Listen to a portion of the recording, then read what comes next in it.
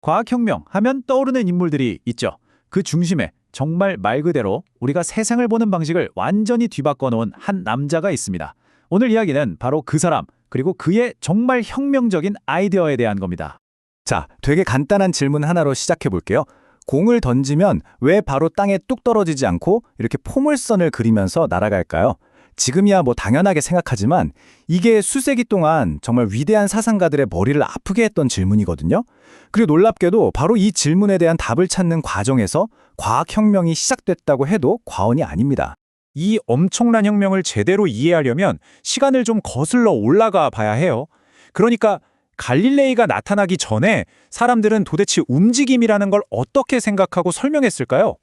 그 당시 사람들이 내놓은 가장 그럴듯한 설명이 바로 임페투스 이론이라는 거였어요. 이게 생각해보면 되게 직관적이에요. 제가 어떤 물건을 휙 던지잖아요? 그러면 제 힘, 그러니까 일종의 기세가 그 물건 안으로 쏙 들어가는 거예요. 그리고 그 기세가 다 떨어질 때까지 물건이 계속 날아간다. 뭐 이런 개념인 거죠. 이 임페투스 이론, 이게 왜 중요하냐면요. 그 이전까지 세상을 지배하던 아리스토텔레스의 생각에서 벗어나려는 아주 중요한 첫걸음이었기 때문이에요. 보세요. 물체의 질량과 속도 같은 개념을 생각하기 시작했잖아요. 그리고 던져진 돌이나 자유낙하처럼 물이 눈앞의 현상을 설명하려고 노력했다는 점. 물론 완벽한 이론은 아니었죠. 하지만 분명 새로운 길을 연 아주 의미 있는 시도였습니다. 자, 그리고 바로 이 지점에서 갈릴레이가 등장합니다.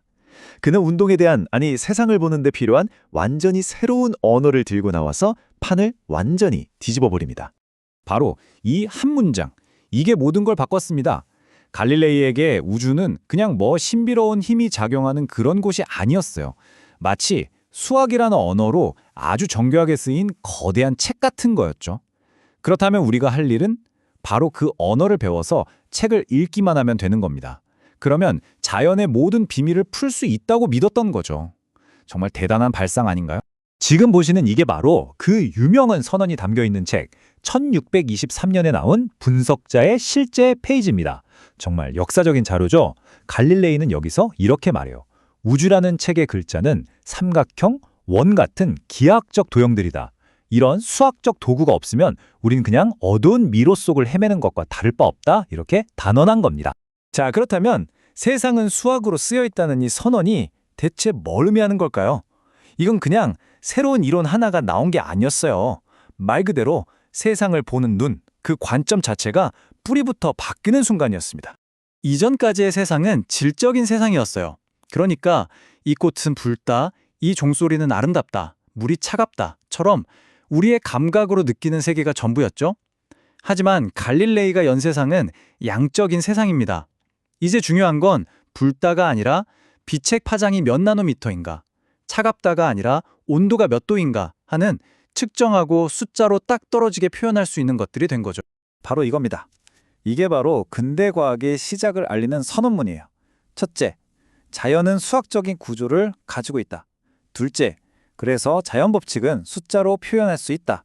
이 간단해 보이는 두 문장이 지금 우리가 배우는 물리, 화학, 생물, 거의 모든 과학의 기초를 만들었다고 생각하시면 됩니다. 정말 엄청난 거죠.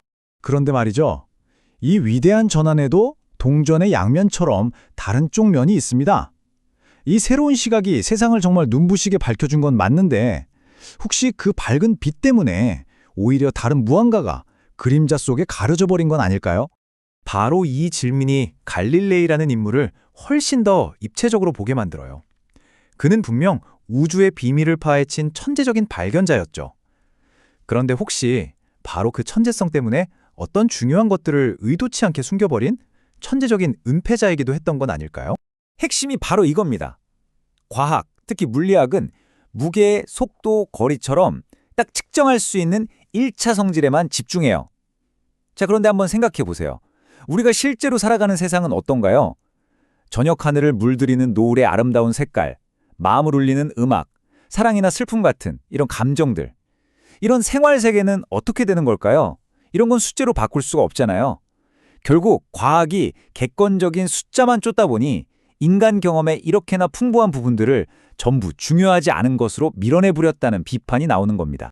결국 갈릴레이의 혁명은 세상을 이해하는 정말 강력한 도구를 우리 손에 쥐어줬죠. 하지만 동시에 바로 이 질문을 우리에게 던졌습니다.